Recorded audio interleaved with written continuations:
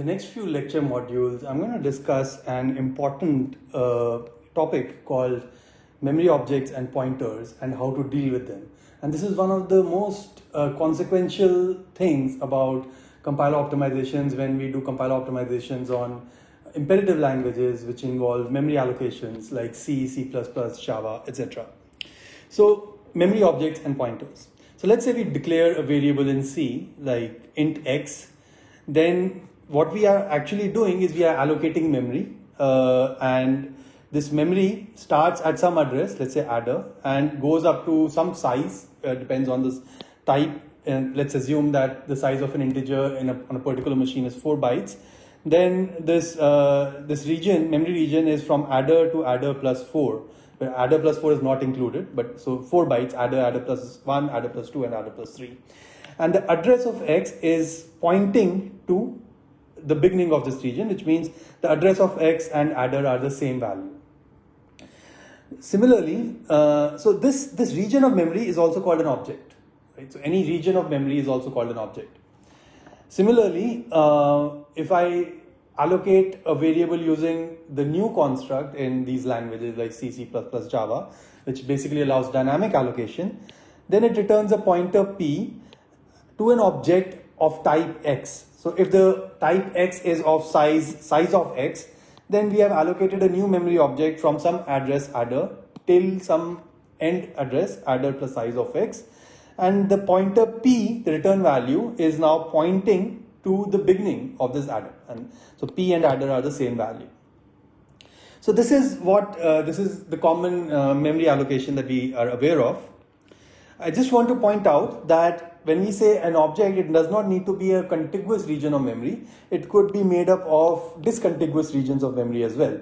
For example, when I do new x, and if x was a compound type, for example, it was a class or a struct, then p may point to the root node of that represents that struct, that memory object, and that may have pointers of its own. And collectively, all these memory regions will be called a single object. Right? So that's what the terminology is. An object is nothing but a region or a set of regions of memory. Now, when we talk about a region of memory, then we also talk about aliasing of those regions. So for example, let's x represent an object of 4 bytes, starting from adder to adder plus 4. And let star p represent an object of 1 byte. So p is pointing to this location here. So in other words, when I say x represents an object of 4 bytes, I'm actually saying that ampersand x points to this location. And so when I say x represents an object of 4 bytes, it basically means ampersand x is pointing to an object x, and the object x itself is the actual region of memory. Similarly, p is pointing to a region or an object, and the actual object is star p, which is basically representing, or star p, which is to represent the size of that region, and that region is basically represented by this 1 byte here. And notice that in this case, char star p and x alias. Why do we say that they alias? Because the regions of memory that they occupy are overlapping, and this is true for both discontiguous and contiguous objects. Two objects are alias if the regions of memory represented by the two objects are the intersection of them is non-empty, or they are overlapping. In this example, star p and x alias. Now, so let's define what aliasing means. 2 or more names for the same region of memory. That's what we mean by aliasing. So in this example, this region of memory, this 1 byte here, has 2 names. One is the name which is derived from the variable x. For example, you could say ampersand x plus 1 and treat it as a character pointer, and then dereference it. And that would be one name for this region, and another name would be star p. So aliasing basically means 2 or more names for the same region of memory. And in this example, star p and x alias if and only if the memory regions named by them overlap. And that's what we mean when we say that 2 objects overlap. Now there's an important terminology subtlety here that I want to be very explicit about. We talk about aliasing of objects, not pointers. So notice that we say that star P1 aliases with star P2. For example, star P aliases with X. We don't say P aliases with ampersand X. So if pointers P1 and P2 point to the same object, then we say that the values star P1 and star P2, which represents the object, alias. Notice that when we use star P1, we also encode the size of that object, because P1 is just an address. But when we say star P1, depending on the type of P1, star P1 represents not just an address but also a size. And so star P1 encodes more information. Similarly, star P2 is also a region which includes both the starting address and the size. And if it's a discontiguous object, then all the regions that are pointed to by that particular object. And the two objects alias if the regions basically overlap. And this is an important and subtle terminology quirk that we should always remember, because it's a common mistake to start talking about aliasing of pointers and not of objects. And I want to make this clear that whenever we say aliasing, we are talking about aliasing of objects. Okay, so let's take an example. So let's say I have a program, x equals new some capital X. I set a field of X to, let's say, a value 42. I read y equals x dot f, and then I assert whether y is equal to 42 or not. Now in this example, it is indeed true, and you can use a standard data flow analysis to confirm that this assertion will always be true, which means y will always be equal to 42. However, let's take another example where we do x equals new again. We allocate a memory object, and x is a pointer to that, and we have some other pointer p, which is some complicated function on x, and or maybe the address of x. And eventually it is possible that p actually may be the value pointed to by star p can alias with the value pointed to by value represented by star x. So let's say I do x dot f equals 42, and then I do p dot f equals 0, and then I do y equals x dot f. Now is it okay to assert y equals 42? The answer is no, because I'm not sure whether y is definitely equal to 42, or maybe it has become 0.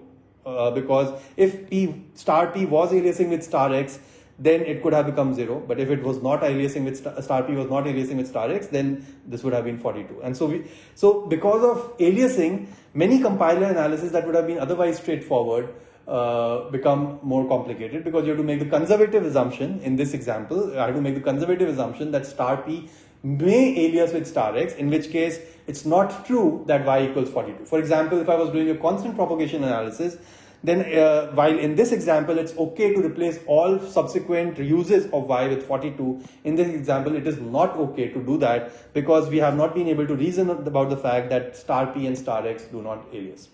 For this reason, it is very important for a compiler to do some kind of alias analysis to identify in a best effort way as many non-alias relationships as possible. For example, a good compiler, a robust compiler should be able to say that star p will never alias with star x if that is indeed true about the program. And this space is this comes under the wide space of what's called pointer analysis within a compiler. So in this example, p dot f and x dot f may alias, and for this reason it's not okay to assert y equals 42 here, and it's not okay to do constant propagation optimization in this example. Let's take another example. Let's say in this example, p was directly assigned to x. And now I do x dot f equals 42, and then I do p dot f equals 0. And then I do y equals x dot f. Now, is it okay to assert that y equals 0? The answer is yes, because here we are sure that p and x point to the same object. In other words, star p and star x are definitely aliasing, and they are fully overlapping. They actually represent the same object. And hence, when you do p dot f equals 0, you are actually also doing x dot f equals 0. And so when you read x dot f into y, you are sure that you're going to get the value 0. So in this example, once again, if the compiler had to be able to reason that y equals 0, let's say for constant propagation, it needs this information that star p or p dot f and x dot f are definitely aliasing objects. And in other words, p dot f and x dot f must alias. And this is a must alias relationship between the objects star p and star x, or p dot f and x dot f. All right, so we have discussed two types of analysis so far. One is may alias, which is whether two objects, let's say star p and star x, can they potentially alias, which we call may alias, and the other is, will they definitely alias, which we call must alias. In both cases, whether it is may alias or must alias, the problem of identifying whether two pointers or two objects definitely alias is undecidable. Similarly, it's undecidable to say that the two objects definitely do not alias, because that's the may alias analysis. And so both of these problems are undecidable in general, and we can only hope for a best effort analysis. In a best effort analysis, you allow spurious may alias pairs. For example, it's always safe to say that two things may alias. If you don't want to, you're not sure, you can always safely say that yes, star x and star y will may alias, or x and y may alias, or whatever. And for example, if you say, if your program contains two new statements, x equals new capital X and y equals new capital X, then here it's very clear that star x and star y do not alias, because they are two separate memory allocations. And the semantics of the programming language ensure that the second memory allocation cannot overlap with the first memory allocation. But maybe your may alias analysis is not so precise, in which case it's okay for the star x comma star y pair to belong to the may alias set. So it is okay for spurious pairs, for example star x and star y, to belong to your may alias set through your alias analysis. However, an analysis is sound if if two things may alias, then it should always belong to the may alias set. So any things that may alias must belong to the may alias set, but any things that may not alias may also belong to the may alias set. And that's what it means to say that it is imprecise but sound. An unsound analysis would incorrectly say that two things may not alias, even though at runtime they may alias. So a sound analysis captures all the possible may alias relationships, but it may have some more spurious may alias relationships.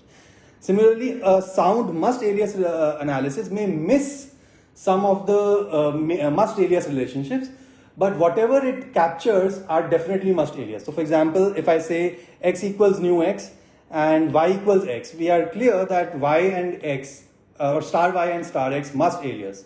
However, maybe because your analysis is imprecise, star x and star y may not belong to the must alias set that you computed, and which is okay, which is still sound but imprecise. An unsound analysis would have had wrong entries into the must alias set. So a sound may alias analysis may have extra pairs which may not have aliased, but it should capture all the pairs that actually may alias. A sound must alias analysis may leave out some pairs that must alias, but whatever it captures should actually alias at runtime for sure. And so, for example, a trivial solution for a may alias analysis could be that everything may alias with everything else. A trivial solution for must alias analysis could be that nothing must alias with anything else. And both of these solutions are sound solutions, but they are completely useless solutions. They are completely imprecise solutions. In any case, we are interested in finding a sound solution. So we are not going to compromise soundness in our compiler, because if the solution is unsound, then the compiler can produce wrong optimizations. But we cannot hope for a fully precise analysis, because the problem is undecidable. But we want to have as high precision as possible. How is precision defined? Well, in the case of may alias, we want to minimize this number of spurious pairs that we identify as may aliasing. And in the case of must alias, we want to minimize the number of missing pairs in the must alias set. Usually, this is a common trade-off in compilers, where there's a trade-off between running time and precision. If you want a fast, imprecise analysis, then you get low running time and low precision. There are algorithms that will give you low precision and low running time. They're fast and imprecise. If your application cares a lot about precision and can have the budget of a longer runtime, then you can have a high running time and high precision. That's a slow and more precise analysis. So here's an example that this demonstrates the value or the importance of such alias or pointer analysis. You may be familiar with the memcopy function in the C library, which basically takes two pointers, the destination pointer and the source pointer, and a size n. And it copies n bytes or n characters starting from source into dest. And so, for example, it copies source to source plus n to dest plus n. And this is the rough pseudocode that shows what it does. However, what if source and dest, these regions, source to source plus n and dest to dest plus n, overlap or alias?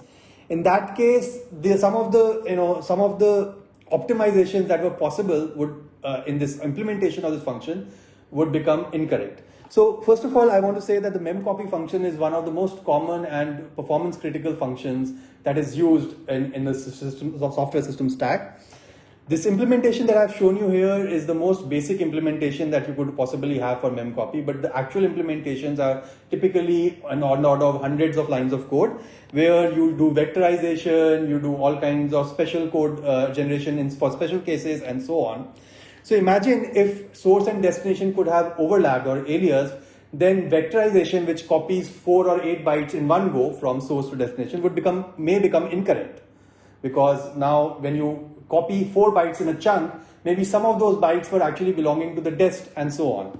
And in fact, because this function is so important and because so many libraries use this function, just because of this corner case situation where the two regions overlap, we don't want to end up with a slow implementation. And for this reason, the designers of this C library basically state that this function should only be called for regions that do not overlap. The source and dest regions should not overlap. In other words, it's undefined behavior to call this function with input such that these regions dest to dest plus n and source to source plus n alias.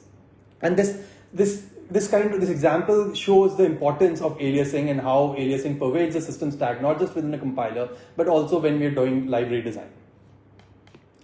Here's another example that's more compiler-like. So let's say I have a program that accumulates the values in an array A into a variable sum. And so it says for I equals 0 to n, I plus plus, you just do star sum plus equals AI. Now, it's possible to make this very fast faster than this naive implementation by, for example, register allocating star sum and then writing it at the very end. Vectorizing this loop by doing reading 8 values from the memory in one go and then summing them using a vector instruction and so on. But all that is not possible to do unless we are sure that star sum cannot alias with the array some location in A. In the conservative, in the absence of other information, a compiler is conservatively forced to make the conservative assumption that star sum may alias with AI, and all these optimizations, including register allocation and vectorization, are illegal if star sum may alias with AI. So this also is an example that shows how much difference a may alias information, a good may alias information can make to compiler optimization. So here are some basic rules for may aliasing. If there are two separate variables x and y that have been declared in your C program, for example, then you know that the regions represented by x and y definitely do not alias, because they are two separate variables, and by language semantics, the two separate declarations will be given to two different objects or regions of memory. Similarly, if there are two separate allocations, for example, x equals new something or y equals new and y equals new something, then star x and star y must not alias. In other words, star x and star y does not belong to may alias. And these are the kind of rules or transfer functions that can be used to develop such a pointer analysis. We're going to discuss how such pointer analyses are implemented in the subsequent modules. This is just a very basic introduction on how this is done. So one way of identifying what objects may or may not alias is using a points to information. What is points to information? We want to figure out what are the memory objects that a pointer P may point to. For example, P1 may point to a bunch, possibly point to one of the objects, O1, O2, OK1, and maybe another pointer P2 may point to one of the objects Q1, Q2, QK2. Now, this information is obtained using a points to analysis. For example, if in your program we have a statement like P equals ampersand X, then we know that P may point to the object X. Further, if we have another statement that says X equals ampersand Y, then we know that X may point to Y. And overall, this is what the points relationship looks like. P may point to X and X in turn may point to Y. In other words, these objects O1, O2, etc. can also be the LHS of this points to relationship. So for example, just like P1 can point to O1, etc., etc., O1 may point to another set of objects, R1, R2, R3, etc. And of course, these objects, these sets of objects that these pointers may point to may overlap or may intersect, may have a non-empty intersection. One way of approximating may alias information. So may alias is one of the more important kind of information that a compiler needs to be able to perform transformations. That's just like we saw in a couple of examples that we saw, like memcopy or the accumulate functions. And one way that that's typically used in compilers is to first compute the points to information. For each pointer, identify all the objects that pointer may point to. Similarly, so for example, you identify that P1 may point to all these objects, and we call that the points to function. That's encoded to the points to function. It says points to of P1. Similarly, this represents points to of P2. And we say that star P1 and star P2 may alias if and only if the intersection of the two points to sets of P1 and P2 is non-empty. And this is just one way of approximating the may alias information, and this is a sound approximation of may alias information, assuming that the points to set is sound, which means that this set includes all the objects that P1 may potentially point to. Then this definition of a may alias set is also sound, which means that anything that is left out in the may alias set will definitely not alias, because the only things we leave out in the may alias set are things that point to distinct objects, the set of objects of the two points to sets are non-overlapping, and only then we say that they don't alias, and in which case we are sure that the two objects cannot alias. So this is one way of approximating may alias, that two objects may alias if and only if their points to sets intersect.